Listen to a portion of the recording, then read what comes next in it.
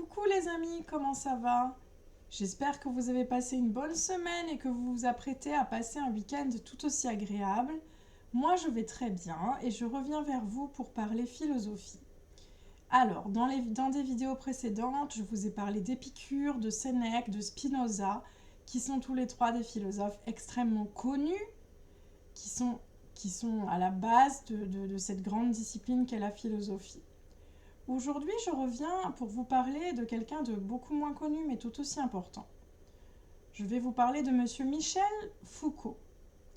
Alors, ce monsieur se définissait plus comme un archéologue que comme un philosophe, parce qu'il disait passer sa vie à fouiller.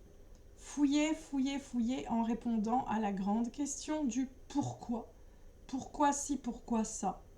Et en faisant éternellement le lien entre histoire et société. Histoire avec un grand H, bien sûr. Monsieur Foucault s'est intéressé à la question du langage et il nous dit que le langage se développe en plusieurs étapes, en plusieurs phases. On veut d'abord nommer les choses, puis plus tard on se rendra compte que le langage est un moyen de représentation mentale de la société. Et puis ensuite, on va employer des termes plus techniques. On va donner une dimension technique et technologique au langage. Monsieur Foucault nous dit aussi que les pouvoirs sont divers. Il y a les pouvoirs de certains individus sur leurs semblables, il y a les pouvoirs des institutions sur les individus, et il y a aussi le pouvoir de certains discours sur les peuples.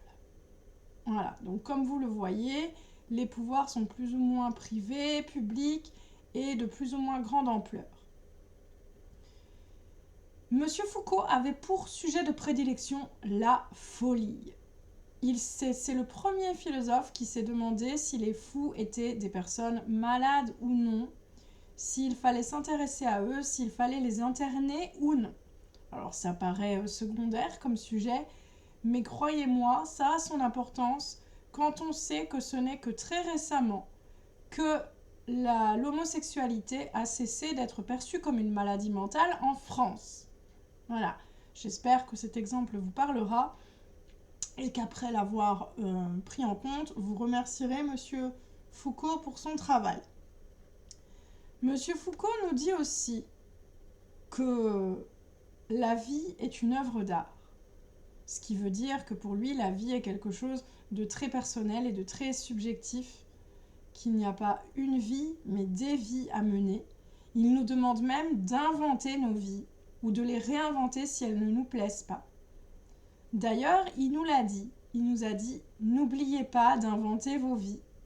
Et il nous dit aussi que pour rêver, nous n'avons pas besoin de fermer les yeux, nous avons simplement besoin de lire.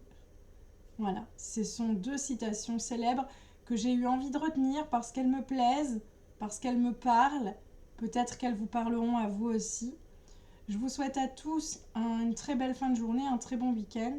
Je reviens tout de suite pour évoquer avec vous d'autres sujets. Et vraiment, je vous remercie pour votre fidélité, bien que vous ne soyez pas nombreux. Plus on est de fous, plus on rit.